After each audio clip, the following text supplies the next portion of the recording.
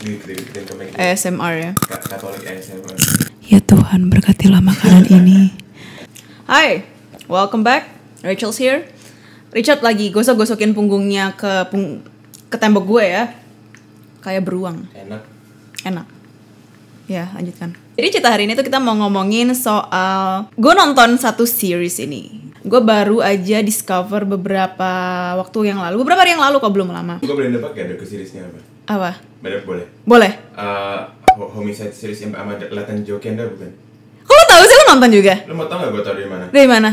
Karena lo lagi gak ada di rumah. Gue sama bokap tuh nonton itu di bawah. Oh?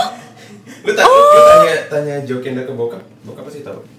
Hai ya, kalian suka nonton juga? Ya sebenarnya sih gue lebih ke join nonton bokap sih, tapi bokap yang sering nonton. Iya, bapak lo agak serem juga ya. Gue bener-bener amazed banget sama Joe Kenda. Lo bayangin dia letnan di Colorado Springs, dan dia udah mecahin 387 kasus. Jadi ada sumber lain yang bilang ternyata tuh dia cuma nyelesain sekitar 340 kasus. Tapi di documentary series ini dia ngomong sendiri kalau dia menyelesaikan hampir 400 kasus. Berarti di mana yang benar adalah 380 sekian kasus tersebut. But either way, 300 kasus amazing. Gue nggak bisa kayak gitu. Iya, satu karena gue bukan polisi. Kedua, gue baru duduk 5 menit buka berkasnya udah, aduh lapar. Nggak mungkin. Apa buka TikTok ya, buka Instagram. Hey guys, first day. Lagi otopsi gitu kayak. Oh iya, di ruang otopsi. Guys, sumpah ini serem banget. Lihat deh mayatnya. Ternyata kalau udah 4 hari mati ini squishy gitu. Kayak kalau misalnya lagi bosen boomerang gitu ya, sama berkas-berkasnya di boomerang. Atau boomerang sama mayatnya gitu. Anyways, Joe Kenda ini dia amazing. Dia udah berkarir berpuluh-puluh tahun di force. Dia pangkatnya sudah letnan. Dan dia udah nyelesain 400 kasus. Salah satu kasus yang berkesan ya buat dia. Dia sendiri yang ngomong berkesan ya, bukan gue yang ngomong berkesan ya. Itu adalah kasus yang berjudul Into Thin Air. Means berarti menghilang aja begitu aja, ngilang aja. Jadi ini ceritanya diawali oleh seorang wanita bernama Robin Bragg. Robin Bragg ini datang ke kepolisian Colorado Springs. Dia lapor ke polisi kalau adiknya tuh hilang. Adiknya bernama Lorraine Laribo, umurnya 24 tahun, dan dia sudah menghilang sekitar 2 hari. Jadi 48 jam. Nah, si Robin ini bilang, adik gue hilang nih, udah 48 jam, tolong bantuin kita dong. Please, karena terakhir kali gue lihat adik gue ini 2 hari yang lalu. Akhirnya polisi ambil statement dia. Jadi dikabarkan kalau si Lorraine ini tuh tadinya nongkrong sama Robin, sama pacarnya Lorraine yang namanya Jerome Harden. Atau di sini kita akan ngomong Jerome, sama pacarnya Robin. Namanya pacarnya Robin adalah Anthony Phillips. Mereka berempat. Robin ini cewek. Robin ini cewek ya. Ini gue agak kasih sedikit background tentang Lorraine ya. Lorraine ini jadi dia umurnya 24 tahun, dia masih muda, dia cantik. Dia tuh popular banget di komunitasnya dia. Kalau dia di Indonesia mungkin kita ngomongnya kayak anak gaul kompleknya gitu. Gitu bener emang. Enggak, masalahnya gue ngebayangin anak gaul komplek itu kayak jamet gitu ya. Kayak jamet. Enggak, di Lorraine ini bukan jamet ya. Lanjut. Lorraine ini popular banget, dia cantik, semua orang mau jadi temennya, semua orang mau deket sama dia. Dia orangnya pun suka senyum, supel banget, dan dia juga kerja di salah satu restoran lokal, di mana dia jadi waitress. Jadi cocok banget tuh, semua orang lihat dia, semua orang berinteraksi sama dia, semua orang suka dia. Restoran itu pun juga laku karena Lorraine itu kerja di situ. Si Lorraine ini punya anak satu, laki-laki. Dia sayang banget sama anaknya. At least itu yang dibilang sama keluarganya dia. Dia sayang, dia care sama anaknya. Tapi salah satu downside-nya dari Lorraine ini adalah Lorraine ini suka banget sama kehidupan malam. Pas lagi nongkrong di rumahnya Jerome ini, tiba-tiba Lorraine ini keluar jiwa L0N3-nya. Oh, lu pelan-pelan ngomongnya itu. Cepet banget. Aduh. Nah, itu apa Lotte Mart-nya ya? Iya, dia keluar jiwa Lotte Mart-nya. Dia pengen ke bar. Dia bilang nih sama kakaknya sama pacarnya nih, let's go to Bumpers Bar. Kalau kita pergi, iya, kita pergi ke bar Bumpers yuk. Gitu. Gue pengen goyang nih. Gitu. Terus katanya kayak ngadi-ngadi lah lu, udah malam gitu kan. Nggak mau. Besok gue kerja. Semalam apa sih emang? Sebenarnya baru jam 9 malam sih. Oh. Malas aja, mereka mager aja. Mereka mager aja. Tapi emang siapa tuh si Loren itu? Si Loren itu emang seneng aja gitu kan. Pacarnya lagi. Emang lontong aja. Pacarnya lagi nggak boleh, nggak suka kan dia. Jadi Jerome ini tuh nggak suka cewek yang suka kelayapan malam-malam sendirian. Sendirian maksud gue, sendirian. Tapi si Jerome juga nggak mau ke klubnya.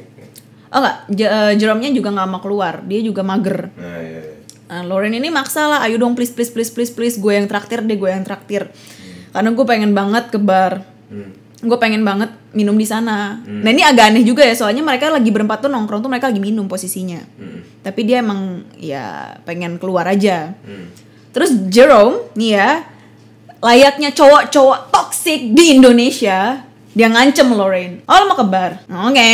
Tapi kalau lo ke bar kita putus. Tuh kan cowok toksik banget lah itu.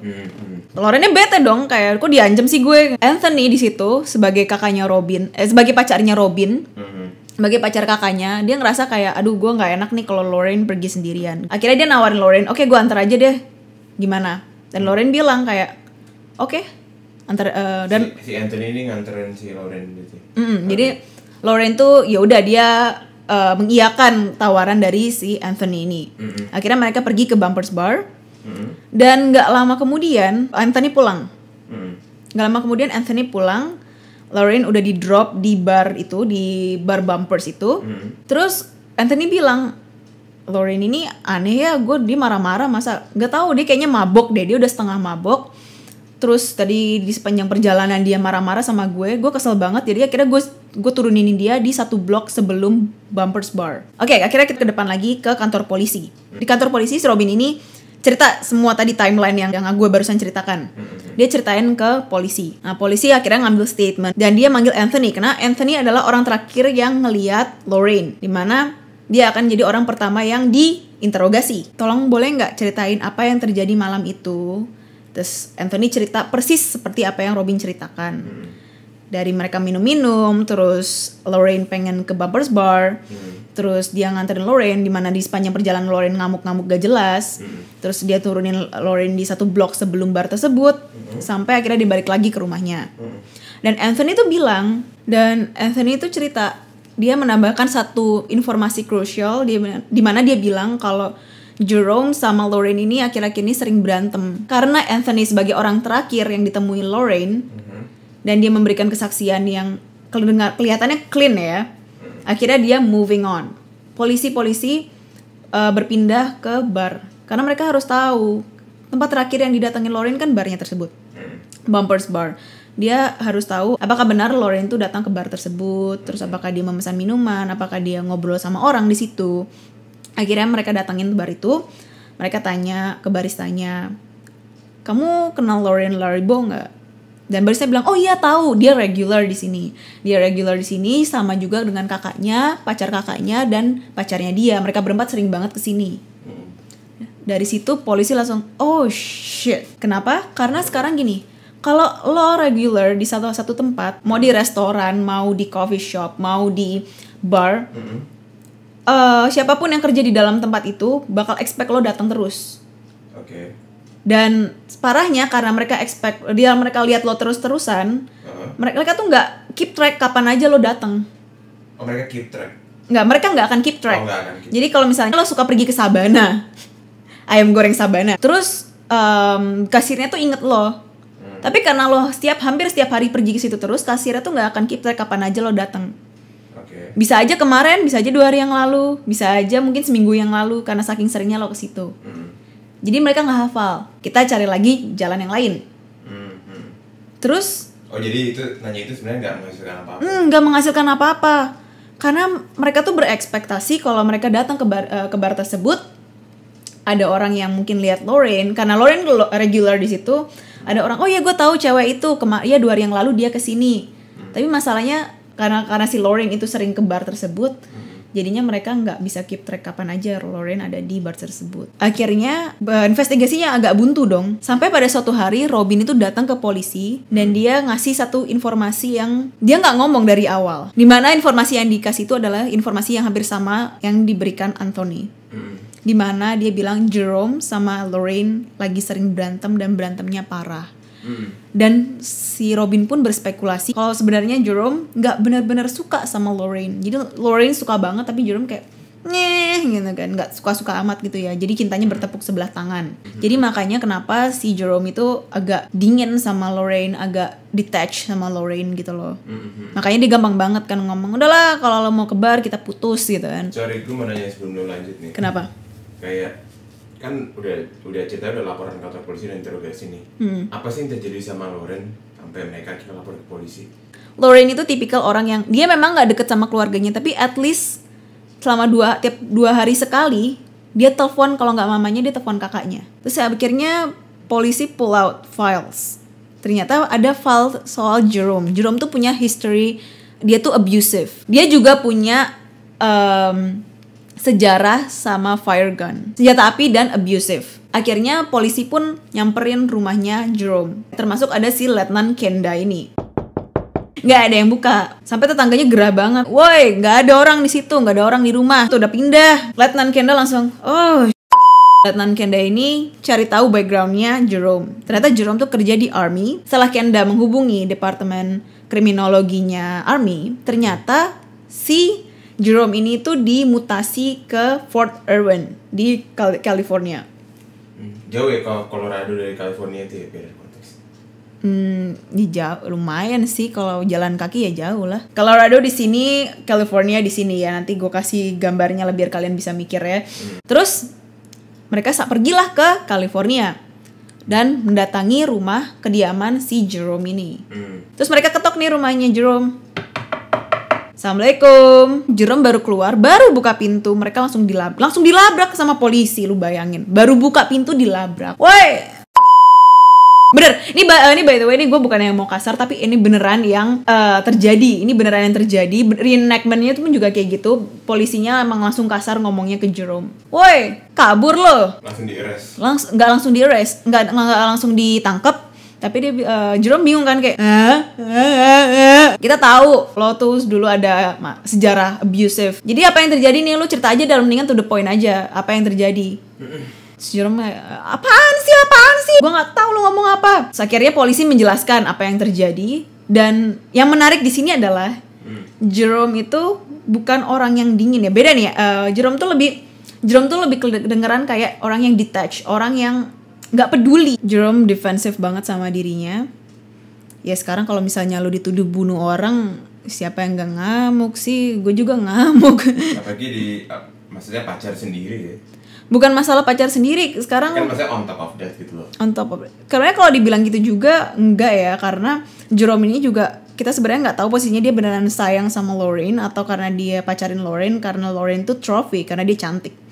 Kita nggak tahu karena tadi disebutin juga kan sama Robin kalau Lorraine itu yang cinta banget sama Jerome, tapi Jerome-nya kayak be aja. Akhirnya si Jerome tuh dia tuh detached banget orangnya. Kedengarannya kayak dia nggak peduli sama apa yang terjadi sama Lorraine. Lorraine mau mati kayak dia mau gantung kayak dia mau jalan kepala di bawah, dia nggak peduli sama sekali. Dan lucunya Jerome tuh ngomong kayak gini, gue tuh udah mau putus sama Lorraine dari lama, tapi kebetulan aja dia hilang, jadi gue nggak peduli lah. Jadi masalah gue sudah tetap selesaikan, gue nggak perlu mutusin dia. Dia ngomong kayak gitu. Polisi, terutama Letnan Kenda langsung dia kaget karena gak ada orang yang ngomong kayak gitu sebelumnya. Dan dia blak-blakan banget. Jerome tuh blak-blakan banget sama apa yang dia pikirin, sama apa yang dia rasain ke Lorraine, which is nothing. Yeah. He's just an honest man. Iya. Terus dia jujur aja. Terus Kenda ini lagi lah, interogasi lagi. Dia coba wawancara keluarganya Lorraine, wawancara mamanya, wawancara adiknya Lorraine. Oh, Lorraine ini juga punya adik lagi satu, perempuan namanya Veronica. Terus Veronica bilang, gue tuh pernah nongkrong sama Jerome beberapa hari setelah hilangnya Lorraine. Dan anehnya Jerome itu ngomong, kalau misalnya Lorraine mati, gue sih nggak kaget ya. That's suspicious. Itu bikin Jerome jadi sus. Akhirnya investigasi pun buntu. Jerome nggak mau ngaku, nggak ada bukti-bukti badannya Lorraine, mayatnya Lorraine aja nggak ketemu. Sekarang kita nggak tahu di sini posisinya Lorraine udah mati apa belum. Mati atau hidup gitu. Nggak tahu, hilang aja. Sempat ada tuduhan kalau Lorraine itu kabur. Oke. Tuduhan kalau Lorraine itu kabur, dia minggat, mungkin dia ketemu sama cowok terus kayak fuck this shit. Dia mungkin pergi. Dia ketemu sama, gue bisa deskripsiin cowok yang dia ketemu kayak apa. Apa? Namanya Dimas, naik Honda Beat plat F, terus hobinya dengerin musik indie dan dia kerjaannya guru les gitar.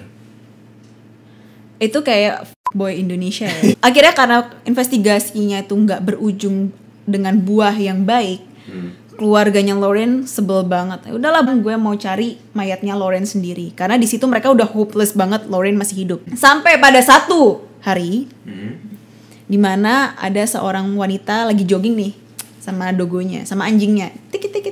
Tiba-tiba anjingnya tuh kayak, lu tahu kan anjing suka gitu kan, suka ngendus-ngendus gitu. Akhirnya karena anjingnya ini nggak dikasih tali, dia lari, anjingnya lari ke satu arah dan si pemiliknya tuh lah ikutan lari. Kamu mau kemana? Sampai anjingnya ngendus sesuatu dan ditemukan mayat wanita di tengah hutan di rural area. Jadi area-area yang masih di kota itu, cuma di area-area yang terbengkalai, yang banyak hutan-hutan, dimana biasanya dipakai buat pembuangan limbah industri, gitu-gitu. Akhirnya perempuan tuh shock banget dan dia telepon polisi, dia telepon 911. 911 datang, termasuk si Letnan Kenda ini. Dia lihat si perempuan tersebut, mayat perempuan tersebut banyak lebam-lebam di satu badannya, bahkan di tangan sebelah kanannya itu luka besar. Jadi pas ditemuinnya itu dia posisinya sudah di bawah jurang, kayaknya dia jatuh dari atas, dan posisinya dia kejepit dari 2 konkrit, dia dijepit dari 2 semen, jadi kayak sandwich ya dia posisinya. Sedap, tasty. Dan dia nggak pakai celana dan celana dalam. Jadi dia cuma pakai bra sama atasannya doang. Dan pastinya yang pertama kali di otak polisi-polisi termasuk Letnan Kenda adalah dia mati. Iya dia mati karena sudah jadi mayat. Tapi yang pertama kali di otak mereka adalah oh shit, dia di double click. Dia dibunuh. Dia di double click. Apa tuh double click? Maksudnya istilah apa itu? Berarti dia di lecehkan secara seksual. Dia korban double click. Di TKP, Letnan Kenda tuh ngeliat kalau memang benar dia tuh lebam-lebamnya karena jatuh, berarti tadi dia ada di atas jurang tersebut. Dia ngeliat ke atas jurang. Tempat ini tuh sekitar 3,2 kilometer dari Bumpers Bar.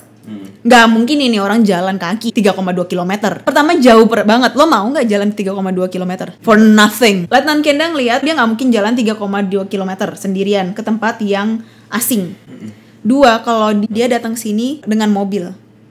Pasti dia naik mobil ke sini, dia nggak pergi sendiri. Mungkin dia jatuh dari atas, atau mungkin aja dia didorong dari atas. Akhirnya sama mereka dibawa, terus divisum, nggak ada tanda-tanda pelecehan seksual.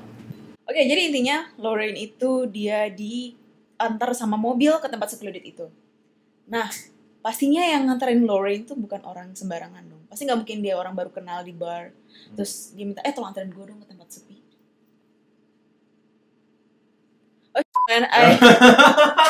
Itu harus dimasukin. Jangan. Gue udah nggak ngerti lagi sama rumah ini. I'm sorry Lorraine. Oke, lanjut. Jadi sekarang Lorraine dibawa ke tempat secluded.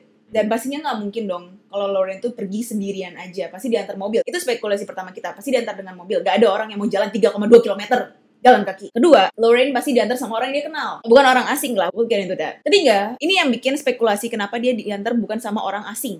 Karena 300 meter dari tempat dia ditemukan, dari tempat mayatnya Lorraine ini ditemukan, ada panties, ada celana dalam dan celana luarnya Lorraine. Kayak dibuang gitu aja. Pas dianalisa ternyata nggak ada nggak ada bekas robek atau apapun. Berarti celana dan celana dalamnya itu dibuka secara sukarela sama Lorraine, bukan dibukain, bukan dipaksa buka. Volunteer gitu ya. Voluntarily. So spekulasi detektif yang pertama adalah kalau pembunuhan itu termasuk pelecehan seksual, itu sebenarnya nggak valid. Ya, itu. Karena Lorraine itu buka bajunya secara sukarela, berartinya kan dia datang sama orang yang dia sudah kenal. Akhirnya detektif kayak, ya met, gimana dong? kan nggak tahu nih apakah ini Lorraine atau bukan. Kita panggil salah satu keluarganya Lorraine untuk identifikasi. Apakah benar ini jenazahnya Lorraine? Ibunya Lorraine bersedia. Dan yang paling heartbreaking buat gue, ketika gue lihat scene-nya di mana ibunya tuh cerita, gue datang ke tempat autopsi. Dan gue lihat kalau itu anak gue itu Lorraine, dan gue nangis. Dia bilang kayak, oh my baby, my baby. Lieutenant Kenda, akhirnya dia stake out. Akhirnya Joe Kenda dia nguntit keluarga ini. Satu keluarga siapa aja, siapapun bisa jadi potential suspect, siapapun bisa menjadi tersangka. Ini tuh berita besar. Ini berita besar. Paling enggak pas hari pemakamannya orang itu ada dong. Karena orang itu kan dispekulasinya adalah orang terdekatnya Lorraine. Mungkin dari keluarga, mungkin teman dekat, dan pasti orang itu ada di pemakaman Lorraine. Nah, yang ini gue suka dari Joe Kenda. Dia nggak bilang, gue berpikir mungkin orang itu akan datang. Enggak. Dia bilang, gue tahu orang itu pasti datang. Dia instingnya kuat banget. Akhirnya dia sama detektif yang lain, dia nguntit keluarga itu waktu pemakaman Lorraine. Pemakaman Lorraine dia lihat teman-temannya Lorraine, terus sanak saudara, ya family, segala macam yang dari jauh, dari dekat, semuanya ada semua. Mantan-mantannya mungkin ada juga ya, gue nggak tahu. Udah mati masih dikatain. Terus dia lihat keluarganya sedih. Jerome pun juga ada. Jerome kan itu hitungannya sudah mantannya. Jerome ada juga. Cuma mereka lebih lihat ke Anthony. Karena Anthony itu yang terakhir kali. Tapi mereka tuh berekspektasi kalau Anthony itu terlihat merasa bersalah atau sedih atau menyesal karena dia orang terakhir yang nganterin Lorraine. Kenapa dia nggak bisa jagain Lorraine? Instantly Joe Kenda mikir. Lalu kalau misalnya ada korban, yang dilihat duluan adalah pacarnya, tunangannya, terus suaminya atau istrinya yang pertama kali dilihat. Padahal sebenarnya salah. Kamu terlalu terfokus sama pasangan orang tersebut. Kamu nggak tanya dan kamu nggak berpikir siapa orang yang terakhir bersama orang tersebut. Siapa orang terakhir yang bersama si korban. Itu yang kamu harus lihat. Hey guys, I need editing Rachel's here. So, essentially apa yang mau aku jelasin di sini adalah, jadi kita filming itu dalam 1 hari, tapi dibagi jadi 2 waktu yang berbeda karena di tengah-tengah Richard itu harus online class. Jadi pertama tuh kayak jam siang-siang gitu, jam 1-an. Terus yang kedua itu jam 6 sore. Sebelum atau sudah maghrib aku lupa. Terus tiba-tiba lampu mati. Itu kita benar-benar nggak tahu sama sekali. Dan yang bikin herannya adalah selama aku tinggal di sini, lampu itu nggak pernah mati sama sekali. Kita pikir awalnya, oh mungkin lampunya udah waktunya mati. Terus pas kita lanjut filming tuh, gue sama Richard tuh langsung bengong. Terus kita kayak ngawang-ngawang kemana-mana. Terus akhirnya kita mutusin, ya udahlah, nggak usah dilanjutin hari ini. Terus malamnya di hari yang sama, tiba-tiba keran kamar mandi gue buka lagi. Dan ini ngebukanya kenceng, airnya deras banget keluar dari wastafel. Sampai bokap gue naik. Bokap gue nanya, ini kenapa air dibiarin kebuka? Padahal sepanjang malam itu nggak ke kamar mandi. Jadi akhirnya ya udah kita nunggu beberapa hari kemudian cooling down dulu, baru kita filming lagi. Jadi sebenarnya memang kita harus lihat ke significant other, kita harus lihat ke orang yang lebih dekat sama kita saat sesuatu terjadi sama kita. Tapi alangkah baiknya kalau kamu tuh lihat dulu siapa orang tersebut, korban tersebut terakhir bersama. Ya kan? Kalau misalnya terakhir dilihat si Lorraine itu sama Anthony, berarti harusnya kamu lebih pursue dong ke Anthony. Gue rasa kenapa polisi tuh ngotot banget ngeliat ke Jerome, karena Jerome tuh kan lagi terang-terangan berantem sama Lorraine. Makanya kenapa departemen polisi tuh pada berpikir kalau Lorraine itu dibunuh sama Jerome. Karena mereka berantem. Padahal kalau lu pikir-pikir ya, sebenarnya kalau orang yang menunjukkan kebenciannya jelas-jelas di muka umum, gue rasa itu bukan suspeknya deh. Dia nggak mungkin, kalau misalnya dia pembunuhnya, nggak mungkin dia secara terang-terangan nunjukin kalau misalnya dia benci sama orang itu. Pasti orang bakal lebih curiga dong. Sekarang kita dari dulu berantem, buktinya kita masih baik-baik aja, masih hidup aja, nggak meninggoy. Lo masih hidup, gue masih hidup. Kita nggak bisa ngasih tolak ukur kalau misalnya kita benci sama orang dan kita menunjukkan ke dunia, kita menunjukkan ke orang-orang. Itu berarti itu tuh kita pembunuhnya. Justru malah menurut gue yang diam itu emas, diam itu tiba-tiba wah. Akhirnya Joe Kenda, Oke, kita gambling. Coba gimana kalau kita sekarang lihatnya ke arah Anthony Phillips.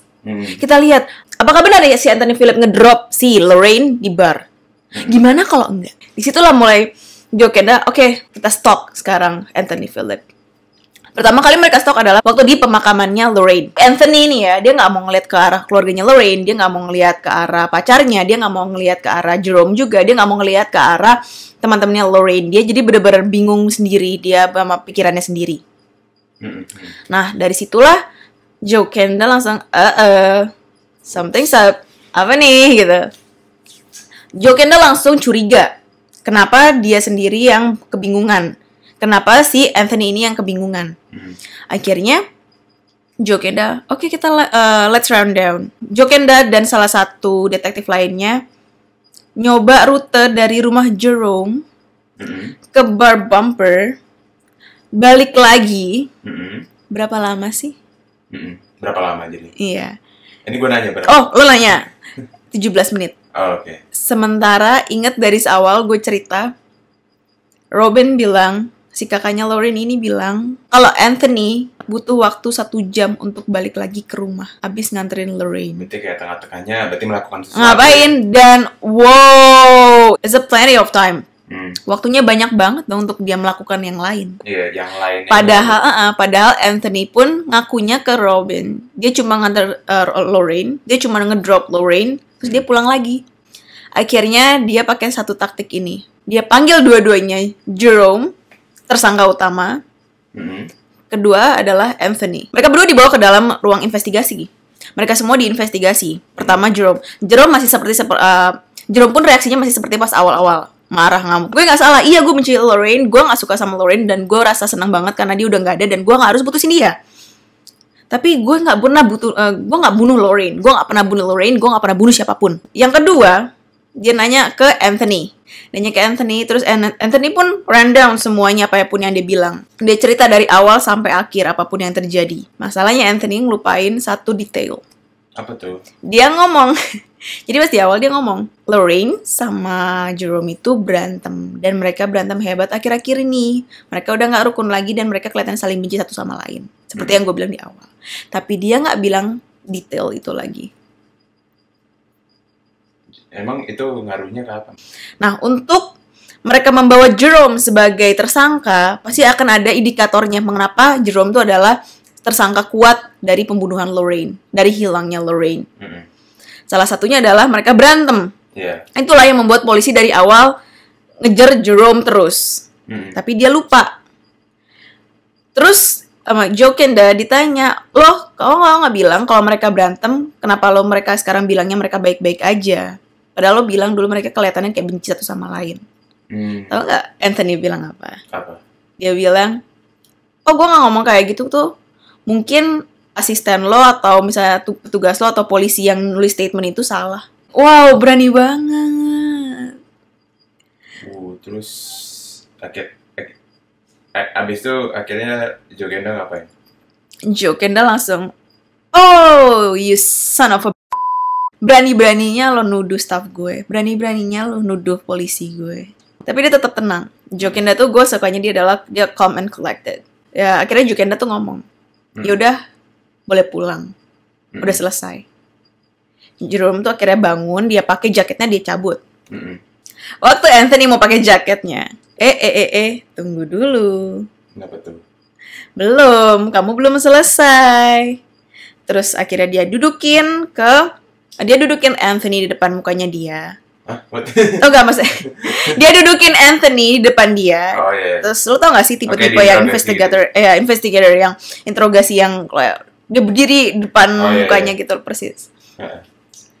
Mending udah gak ada orang nih, mendingan lu cerita aja deh apa yang terjadi. Gue nemu nih 300 meter dari mayatnya Lorraine, ada celana dalam sama celana luarnya Lorraine. Kalau lo ngapa-ngapain dia, udah lo bilang aja mendingan sama gue. Kalau lo takut kena pukul sama Jerome, mendingan lo bilangnya sama gue nih, mumpung kita cuma berdua doang. Terus Anthony bilang, akhirnya Anthony broke down. Anthony pun cerita. Dia itu sebenarnya apa yang terjadi adalah dia tuh nganter Lorraine, tapi Lorraine bilang kayak jauhan dikit dong, gue nggak mau ke Bumpers Bar dulu, gue mau ngobrol. Akhirnya mereka jauh lah ke tempat yang sepi itu, Terus mereka ngobrol, terus tiba-tiba Lorraine S4 NGE. Oke. Nah, dia buka celananya sendiri dan dia minta ke Anthony, dan Anthony enggak, gue nggak bisa, gue sama kakak lo, gue pacaran dan gue sayang kakak lo, gue nggak mau ngelakuin, gue nggak mau selingkuh. Tapi Lorraine marah, terus mereka keluar mobil, dan tapi posisinya kan sekarang Lorraine keluar mobil nggak pakai celana tuh. Anthony sebagai kakak, sebagai pacar kakaknya yang baik lah, maksudnya sebagai cowok yang gentleman. Dia langsung keluar, dia kayak mau nutupin, please udah kamu balik ke mobil, mendingan kita pulang aja. Karena lo mabok daripada lo sendirian jalan gak jelas kayak gini, lo diapa-apain sama orang, mendingan lo pulang sama gue. Terus Lorraine marah, dia sambil kayak, lo tau gak, gitu. Kayak kucing. Iya, bener. Anthony tuh langsung kayak berusaha untuk nangkep ininya Lorraine, kan tangannya Lorraine. Terus Lorraine namparin si Anthony. Anthony kesel lah. Dia juga kayaknya mungkin agak mabok ya, karena mereka sebelumnya prior to this incident mereka kan minum-minum. Ditonjok lah Lorraine sampai jatuh ke jurang. Jadi dia matinya emang benar-benar di jurang karena jatuh. Dan dia mati bukan karena dibunuh secara sengaja. Dan gak ada sexual assault. Malah gak ada, iya. Kan kebalikannya. Iya, gak ada sexual assault. Dan akhirnya Lorraine meninggoy dengan cara yang tidak seharusnya. Iya, bukan nggak direncanakan sama sekali.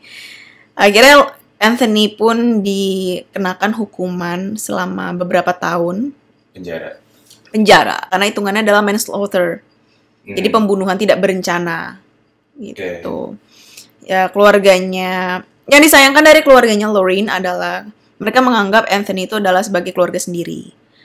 Mereka menganggap kayak, ya sebenarnya nggak salah juga sih, orang Anthony juga baik kan. Iya, Anthony itu baik, cuma mereka menyayangkan kalau memang itu yang terjadi, kenapa nggak dari awal mereka cerita? Kenapa nggak dari awal Anthony cerita aja sama mereka? Ya kan lebih cepat untuk mereka menemukan Lorraine. Mereka pun akhirnya nggak perlu bawa polisi, mereka pun nggak perlu memperpanjang masalah ini. Jadi mungkin waktu pulang, mungkin dia langsung cerita ke Robin, terus Robin bilang keluarganya, mereka langsung cari Lorraine. Mungkin Lorraine masih hidup, kita nggak tahu ya. Tapi apa namanya? Ya kalau misalkan kondisi kayak gitu kan udah hampir 90% pasti meninggoy sih. Iya, nah makanya kan berarti kan menurut gua kenapa dia nggak cerita? Ya karena dia pasti dong. Kan udah baru gitu. Nggak gitu, Jing. Baru gua kan jadi lupa kan ngomong apa. Kenapa? Kayak apa namanya? Ya dia panik. Coba kalau misalkan ya be that as it may gitu kan. Jadi cerita, gue gak sengaja bunuh anak lu gitu.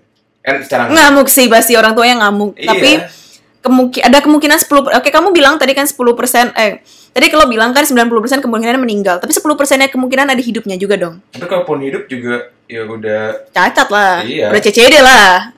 Sama. Maksudnya either way itu bakal kena hukum juga gitu. Jadi ya sebenarnya tetap akan. Apa ya, either way dia nggak akan menang. Dia akan gitu. Masuk penjara juga. Dia masuk penjara. Nggak tahu ya, mungkin sentence-nya akan lebih rendah kalau ngaku lebih awal. Mungkin assault sih. Jadinya assault. But either way he's gonna go to jail. But still kalau gimana ya? Gue rasa kalau gue di posisi yang sama kayak Anthony, gue mungkin akan melakukan hal yang sama kayak dia gitu, bakal kayak nutupin pasti. Kita di sini bukannya mau menyalahkan korban ya, cuma tapi ini fakta kalau Lorraine pun kalau dia tidak melakukan hal tersebut, dia mungkin masih hidup sampai sekarang. Kalau dia nggak memaksa apa yang orang lain tidak mau, mungkin ini nggak akan kejadian. Kalau Lorraine pun nggak main kasar duluan, mungkin Anthony pun nggak akan main kasar juga ke dia. Karena ini semua dimulai dari Lorraine ya. Ini kita ngomong berdasarkan fakta. Itu buat hari ini. Pesan moralnya adalah hormati pacar temanmu, pacar kakakmu, pacar siapapun di sekitarmu, jangan diambil. Kalau mau godain cowoknya orang, itu pastiin lagi nggak deket jurang. Kalau nggak deket jurang pun kan banyak tempat lain cuy, berbahaya. Bisa aja kalau misalnya ketahuan gitu ya. Jalan raya. Iya, kalau di jalan raya gimana? Turun buka jebret, nah. Mana? Ayo. Tabrak mobil, sama aja semua tempat tuh berbahaya, tergantung. Lu di rumah aja bisa berbahaya kok. Iya. Stay safe. Stay safe. Wear your mask. Aneh banget anjing. Okay, anyway, that's all for today. Kalau misalnya kalian suka, like, subscribe, dan komen di bawah apa lagi yang kalian mau aku cover. Aku dan Richard, mungkin kalau Richard mau ikut. Enggak mau. mau cover untuk di video selanjutnya, and I'll see you next Cover video. kayak mau bikin lagu gitu ya. And I'll see you on my next video. Bye.